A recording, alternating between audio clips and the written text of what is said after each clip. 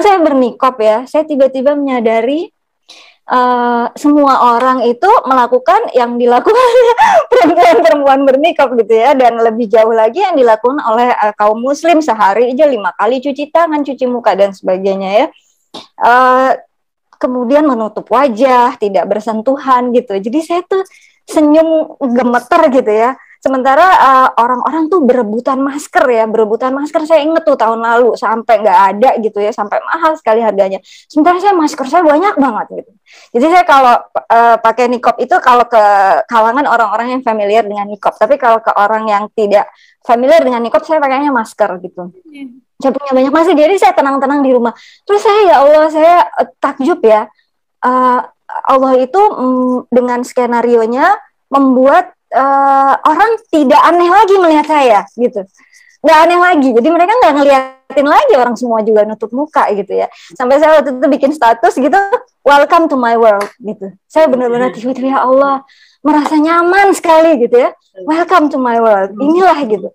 Dan waktu itu saya berpikir gini, nah ini nih, saya yakin di suatu tempat, di suatu waktu pasti ada hamba Allah yang juga melihat ini gitu, juga melihat berlian ini, melihat permata hidayah ini seperti saya melihatnya gitu. Pasti ada dari situ gitu. Dan saya pikir kan entah di mana, dan saya pikir saya nggak akan bisa tahu siapa yang memperoleh hidayah justru dari pandemi ini. Jadi ketika saya dikasih tahu Diki gitu, ini ada dia dari COVID, itu saya benar-benar takjub ya Allah, saya nggak nyangka. Akhirnya saya bertemu dengan orangnya gitu.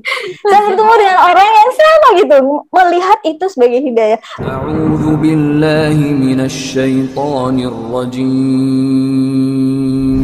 Bismillahirrahmanirrahim. Ngomong-ngomong mengenai non-muslim dan hidayah, kita akan segera panggil nih ya narasumber ketiga kita, ya seseorang yang menempuh jalan hijrahnya ya dari seorang Kristiani yang taat kembali kepada fitrah semua manusia ya, semua fitrah semua manusia yaitu muslim dan muslimah. Aduh, tisu mana tisu? Belum nih udah. Sayangnya ya. Siapakah yang bisa mengira ya bahwa kondisi pandemi COVID-19 ini ternyata Allah jadikan jalan hidayah dan taufik bagi seorang hambanya gitu. Saya sendiri punya satu cerita nih, tapi nanti kalau ada waktu aja ya, karena waktu kita sangat terbatas. Dr. Gigi Karisagrani memeluk Islam tahun 2020 lalu, dan saya yakin banyak yang sudah mengetahui ya kisah lengkapnya melalui video-video YouTube yang sangat viral, dan alhamdulillah pagi ini kita bisa berinteraksi langsung dengan beliau. Langsung saja kita sapa Dr. Gigi Karisagrani. Assalamualaikum Dok Ica, sehat ya Dok? Waalaikumsalam warahmatullahi wabarakatuh, Mbak Riana, Mbak Murni. Hai. Alhamdulillah. Senangnya akhirnya bisa berinteraksi langsung gitu selama ini lihat. Dok Ica, kami sih kepinginnya dengerin cerita masuk Islamnya secara panjang kali lebar kali tinggi ya gitu. Tapi nanti teman-teman kalau mau lebih lengkap bisa cari YouTube-nya banyak kok ya. Dan kenapa sih kita nih yang orang, kadang-kadang saya suka bertanya ya, kenapa sih kita sih yang orang nggak cuma orang Islam tapi lahir di keluarga Islam gitu ya, jadi lahir-lahir tahu-taunya udah Islam. Tapi kita nggak bosan loh rasanya mendengar kisah-kisah hidayah ya, karena kita kembali terbarukan ya, kembali mendengar seseorang berada di titik awal, membuat kita kembali ke momen mengapa kita memutuskan bertahan di dalam syariat yang mulia ini. Karena nggak cuma hidayah kan tidak dimiliki oleh orang, tidak hanya dimiliki oleh orang yang masuk Islam atau kembali ke Islam, tapi juga orang-orang yang lahir di keluarga Islam. Karena tiap manusia dalam hidupnya pasti ada momen tuh di mana dia mempertanyakan ya, kenapa saya bertahan sih sholat 5 waktu, puasa gitu, itu bukan suatu hal yang ringan gitu, tapi kenapa saya bertahan di sini gitu, di dalam syariat ini. Nah, momen inilah yang membuat seseorang hijrah dari kegelapan menuju cahaya ya. Nah, momen ini apa yang membuat Dok Ica, momen apa ya yang membuat Dok Ica memutuskan untuk menjadi seorang muslimah? Iya, makasih Mbak Riana. Kalau ditanya momen, mungkin awalnya itu adalah tadi betul dari hikmah pandemi ini ya. Alhamdulillahnya nggak kena gitu ya, malah dapat hikmah gitu. Apa namanya? Jadi saya malah melihatnya kok ajaran Islam itu inline dengan kondisi sekarang ya, di mana kita di kemana-mana harus pakai masker, nggak boleh jabat tangan dulu gitu, kemudian harus rajin cuci tangan gitu kan. Itu saya lihatnya seperti muslimah yang memakai niqab, jaga wudhu gitu, dan nggak mau bersalaman dengan yang bukan mahram gitu kan. Nah, kalau momennya berawal dari situ gitu, dan akhirnya dalam perjalanannya saya malah jadi tertarik gitu, pengen tahu apa sih manfaat wudhu, apa sih manfaat gerakan sholat, tapi semuanya itu dari sisi medis, dari manfaat-manfaat secara kesehatan dulu gitu awalnya ya, sampai akhirnya saya memutuskan untuk datang ke Mualaf Center, kemudian Masya Allah langsung dijelaskan tentang tauhid, tentang rukun iman, rukun Islam gitu, dan dengan itu saja, bekal itu saja, akhirnya saya mantap tuh untuk bersyahadat gitu. Belum mikir setelah itu gimana gitu. Nah, terus sampai akhirnya mulai karena belum bisa baca huruf Arab gitu ya, Hijaiyah belum belajar, akhirnya saya membaca terjemahannya Al-Quran gitu. Masya Allah, itu apa namanya, malah apa ya, terpesona gitu, yang saya pikir akan menemukan celah, menemukan kesalahan gitu, tapi makin selesai sudah masuk juz 27 dan selanjutnya itu malah makin yakin gitu ya. Seperti salah satu contoh aja gitu, ada Quran di Al-Quran surat Al-Maidah ya, ayat 116, Bismillahirrahmanirrahim, itu yang terjemahannya dibilang apa, Allah bertanya gitu kepada Nabi Isa gitu, wahai Isa putra Maryam, apakah engkau yang mengatakan kepada orang-orang sembahlah aku dan ibuku sebagai dua Tuhan selain Allah gitu. Terus Nabi Isa menjawab gitu bahwa asalnya apa, maha suci engkau ya Allah gitu ya, yang apa namanya, yang semuanya tuh apa, nggak ada yang tersembunyi kan buat Allah gitu. Sekiranya aku pernah mengatakan hal itu, pasti engkau telah mengetahuinya gitu. Aku nggak bisa mengatakan yang bukan hakku gitu. Itu yang saya kayak kebuka gitu. Kayak Kaget dong ya, gitu ya, ada gitu. sanggahan yang sangat-sangat Iya. harfiah gitu ya. Bahkan Nabi Isa sendiri menyampaikan iya ya gitu. Itu sih mungkin kalau bisa secara singkat momen yang membuat akhirnya mantap gitu untuk kembali fitrah sebagai muslim. Masya Allah, iya, ingat juga ayat itu Bikin ya. haru, ya Allah. Ya, ya momen ini memang, momen seperti inilah yang mahal ya. Tidak semua orang loh mendapatkan itu. Tidak semua orang bisa melihat sesuatu yang sederhana dan Allah kasih apa ya, sesuatu yang kita nggak bisa jelasin ya gitu. Betul mungkin kalau di dalam Quran itu dibilangnya cahaya ya, dari kegelapan menuju cahaya. Cahaya itu kita nggak bisa jelasin gitu. Nggak semua orang dapatin. Benar-benar Allah yahdi may yasha wa yudhillu may yasha. Allah memberikan petunjuk pada yang diinginkannya dan menyesatkan yang diinginkannya. Nah, ini kebayang deh tantangan yang harus dihadapi Dok Ica. Bayangin ya, jangankan yang non-muslim menjadi muslim ya udah berubah segala-galanya, tapi kita yang udah muslim aja ketika kita hijrah menjadi lebih baik, bukan cuma dari nggak pakai jilbab menjadi pakai jilbab, tapi yang udah pakai jilbab kemudian hijrah lagi menjadi lebih baik, jilbabnya dibenerin, kelakuannya dibenerin, itu menghadapi banyak sekali tantangan loh yang kadang kita nggak duga ya. Aduh, kenapa kakak gue sendiri kok nggak ngerti gitu ya, kayak gitu. Tapi kalau hijrahnya dari agama lain berubah semua ya. Itu tantangan apa saja sih yang Dok Ica hadapi saat itu ya, baik yang belum bersyahadat ataupun juga setelah bersyahadat? Iya, jadi waktu itu kalau bisa dibilang tantangannya itu mungkin yang pertama banget itu, ini ada kalau nggak salah di antara kita ada teman kantor saya Mbak Mina. Assalamualaikum. Ini mungkin saksinya ya yang melihat Mbak Mina. Apa yang terjadi di kantor. Nah itu jadi, apakah nanti kita akan tanya beliau juga? Di cross check. Nah, iya, jadi 1 bulan setelah saya syahadat, mungkin teman-teman kantor malah belum tahu tuh. Yang tahu saya udah meluk Islam di kantor waktu itu hanya baru 1 orang yang saya suka numpang buat berjamaah gitu ya. Setiap azan gitu kami berdua ke masjid gitu ya. Itu ada 1 orang. Kemudian yang ustazah pembina saya di Mualaf Center, sama satu orang teman lagi gitu yang tahu. Cuma 3 orang mungkin yang tahu.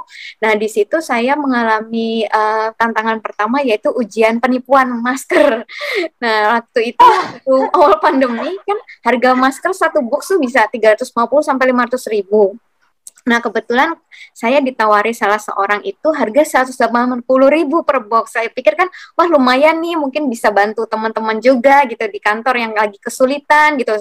Mau tetap, kan kami WFO ya 100% gitu kalau sektor kritikal kesehatan itu. Jadi kalau masker habis tuh bahaya banget gitu kan. Nah, akhirnya saya tuh mengkoordinir ya, untuk ngambil 100 perak pun keuntungan tuh nggak ada sama sekali, cuman mengkoordinir aja siapa yang mau pesan gitu. Nah, karena mereka nggak kenal yang saya yang punya barang, akhirnya mereka transfernya tuh melalui saya gitu, baru saya setorkan ke yang menjual gitu. Nah, sampai tanggalnya jadwal harusnya datang gitu, ternyata barang nggak datang gitu. Itu nilainya 138 juta. Karena dikumpul-kumpul tuh sampai hampir 1000 box itu pesanannya tuh hampir 1000 box gitu. Nah, mungkin berapa ratus box gitu, 800 atau berapa box. Nah, kemudian udah di situ saya down banget, nggak ada uang segitu untuk kembaliin ke teman-teman gitu kan. Istilahnya saya pikir saya pun udah kembalikan uang pun saya rasa udah nama baik lah, kepercayaan orang itu udah hilang gitu. Mungkin suatu hari saya bisnis mungkin juga orang jangan nanti barang gak datang lagi gitu. Nah, itu jadi di situ saya udah yang bener-bener di titik udah nggak punya apa-apa lagi buat dipertahankan gitu. Untuk waktu itu untuk berpikir minjem uang ke bank dan sebagainya itu kayak udah di pandemi gitu kan, awal-awal gitu, apa iya langsung dikasih gitu ya. Belum kenal Mbak Murni juga, mungkin kalau kenal Mbak Murni saya minta tolong setelah ini ya. Setelah ini ada Rica ya. Iya. Nah, terus akhirnya alhamdulillah ya Allah kasih jalan lah, intinya akhirnya ada orang yang meminjamkan, saya kasih sertifikat rumah buat pegang kalau saya belum bisa kembalikan, beliau pun nggak mau gitu. Sampai akhirnya hari kurang 2 minggu waktunya saya berjanji untuk kembalikan, Masya Allah gitu ya, saya padahal kondisinya di pesantren, nggak praktek, nggak kerja, cuti ya, karena masih dalam persembunyian lah gitu. Nah itu Masya Allah ada orang-orang yang ngirim uang tuh sampai 82 juta, kok nggak salah 3 kali transfer itu, akhirnya saya bisa kembalikan. Ya mungkin kalau saya kerja, praktek mungkin nggak kekumpul juga itu uang gitu, Masya Allah itu ya. Jadi benar saya paginya tuh berdoa gitu seperti itu, setelah duha kemudian saya zikir ya Mu'id, Allah yang maha mengembalikan. Zuhur alhamdulillah ada kabar baik, benar-benar inamal usri yusra tuh berasa banget saat itu ya.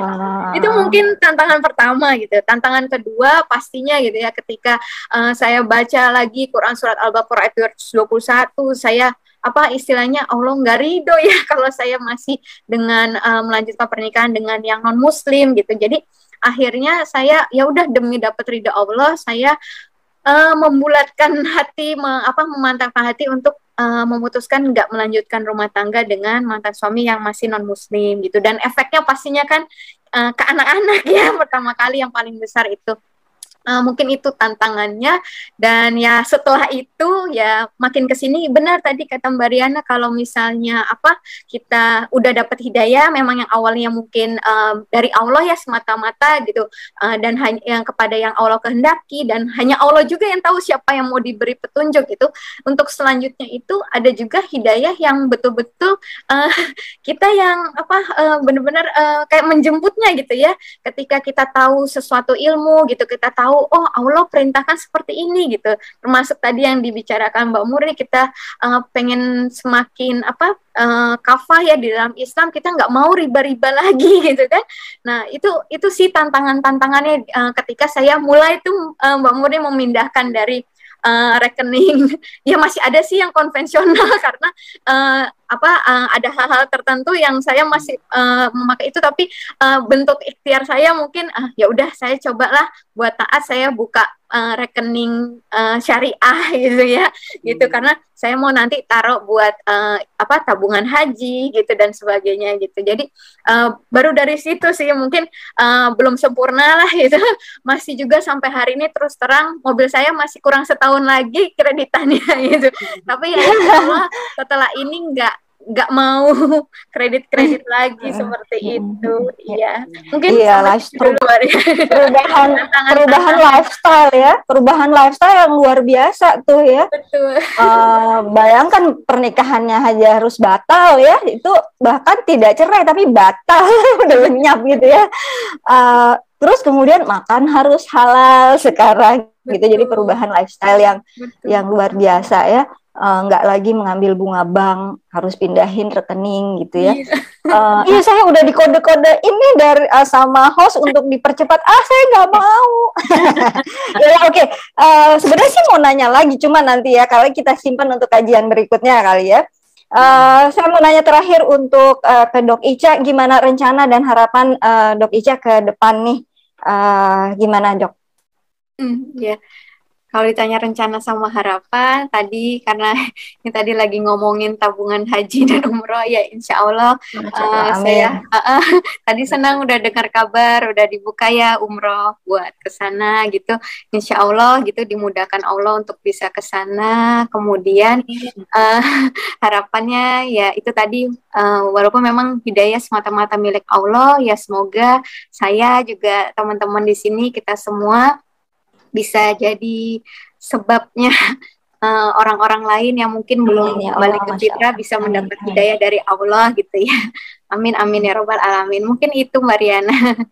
Ya, ya baiklah. Ayo, karena udah dikode-kodein dari tadi, yuk kita masuk ke sesi tanya jawab ya. Nanti admin akan menampilkan 3 pertanyaan. Kalau nggak ada, kita ngobrol aja, lanjutin. Jadi nanti admin tampilkan ya pertanyaan. Yang ingin bertanya, ikhwah fillah, silakan ke chat. Kemudian kalau mau open mic bisa raise hand ya, bisa bertanya langsung. Nanti ada hadiah buku, 5 buku untuk 5 penanya ya. Nah, saya mau cerita sedikit nih. Jadi gini, COVID itu tahun lalu gitu mulai. Nah, kan saya bernikop ya. Saya tiba-tiba menyadari semua orang itu melakukan yang dilakukan perempuan-perempuan bernikop gitu ya. Dan lebih jauh lagi yang dilakukan oleh kaum muslim sehari aja 5 kali cuci tangan, cuci muka dan sebagainya ya. Kemudian menutup wajah, tidak bersentuhan gitu. Jadi saya tuh senyum gemeter gitu ya. Sementara orang-orang tuh berebutan masker ya, saya inget tuh tahun lalu sampai nggak ada gitu ya, sampai mahal sekali harganya. Sementara masker saya banyak banget gitu.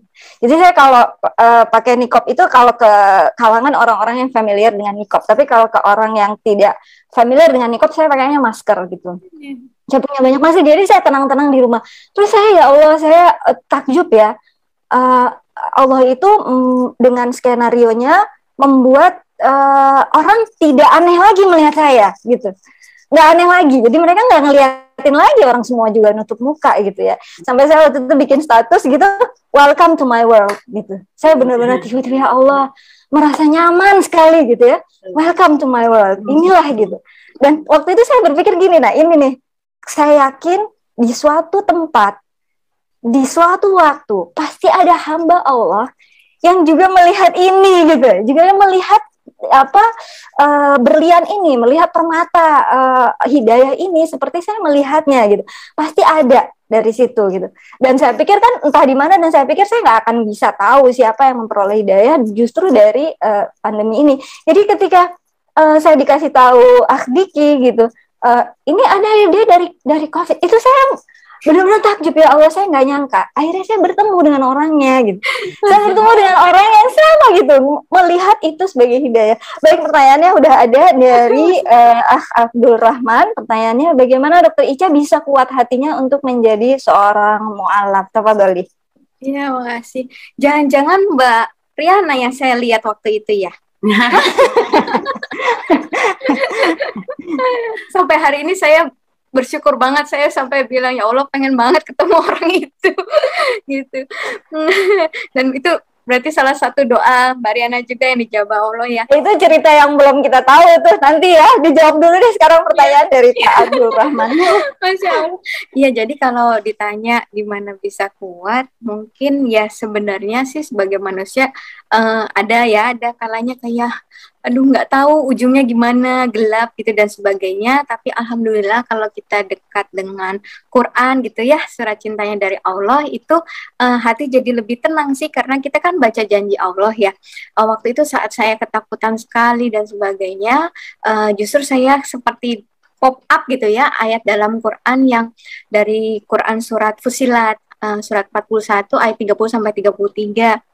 Bismillahirrahmanirrahim itu dikatakan bahwa bagi yang kita berkata Tuhan kami ialah Allah gitu, nanti malaikat turun dan berkata bahwa kamilah pelindung-pelindungmu gitu, jangan takut, jangan bersedih hati gitu kan, karena surga yang dijanjikan bagimu gitu sebagai penghormatan bagimu. Itu Masya Allah, itu jadi kekuatan saya banget waktu saat ketakutan banget gitu. Ya udah gitu kan, yang penting ada Allah, ada malaikat-malaikatnya yang melindungi saya gitu saat itu. Jadi modalnya cuma udah husnuzon billah gitu kan, katanya Allah melakukan sesuai prasangka hambanya gitu. Jadi mau saya kehilangan apapun gitu, saya pikir kalau saya punya Allah ya cukup gitu kan. Allah maha segala-galanya, maha mengembalikan tadi ya, mau kehilangan harta, mau kehilangan anak-anak, dibilang sesungguhnya bukan hartamu dan anak-anakmu yang mendekatkan dirimu kepada kami, tapi orang-orang yang beriman yang berbuat kebajikan ya, Quran surat Saba ayat 37, yang akan mendapat balasan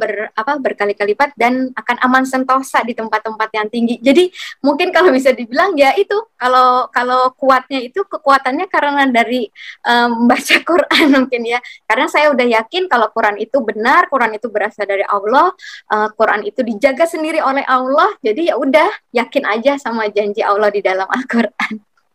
Itu mungkin Masya Allah. Iya. Ada satu pertanyaan lagi dari Ukti Emita. Mau tanya ke Dok Ica, bagaimana dokter menghadapi keluarga yang pastinya sangat menentang hijrahnya dokter menjadi Muslim. Nah ini harus mempersingkat video 1 jam yang di YouTube itu menjadi 30 detik. Tempat Bali. Ya, makasih pertanyaannya ya. Waktu itu saya berpikir semua yang mereka lakukan terhadap saya itu menurut saya sih manusiawi ya, pasti kaget, pasti kecewa dan sebagainya gitu. Tapi ya udah, saya balik lagi, semua kembalikan kepada Allah lagi gitu. Dan satu yang saya tahu di dalam Quran juga bahwa kita kan tetap harus ya menghormati orang tua, berbuat kebaikan kepada non muslim supaya nanti justru mereka boleh lihat Islam di dalam kita gitu. Jadi di situ ya udah akhirnya saya ya tadi, bahkan sekalipun saya harus menerima perbuatan yang nggak enak gitu ya, tapi ya saya nggak akan membalas dengan seperti itu gitu, karena saya mau tunjukkan Islam itu rahmatan lil alamin gitu mungkin kalau disingkat. Melihat Islam di dalam kita itu powerful sekali ya. Kita yang sudah Muslim sejak lama saja belum tentu kita bisa memancarkan itu ke orang-orang sekeliling kita. Terima kasih jazakillah khairan atas remindernya. Ini udah di kode-kodein. Baik, yang bertanya tadi silakan bisa mengirimkan data kirimnya ke admin atau host ya, atau ke nomor telepon yang nanti di flyer akan juga diberikan untuk menerima hadiah buku ya. Kepada narasumber Ikhwati Fillah, maaf kita harus menyudahi ya karena sangat terbatas waktu. Kepada narasumber Ukti Murni Hernawati, Vice President Syariah Services dan Customer Experience CIMB Niaga Syariah, dan Dr. Gigi Karisa Grani, jazakumullah khairan katsiran untuk kesediaan waktu dan sharingnya pagi ini ya. Dan semoga Allah menjadikan kita hamba-hambanya yang istiqomah, mematikan kita dalam keadaan husnul khatimah. Semoga kita dimasukkan ke dalam golongan orang-orang yang saling mencintai karena Allah, bertemu dan berpisah karena Allah, memperoleh naungan arsy-Nya di hari yang paling panas ya, kelak di mana tak ada pertolongan, tak ada naungan selain pertolongan dan naungan Allah. Amin. Allahumma amin.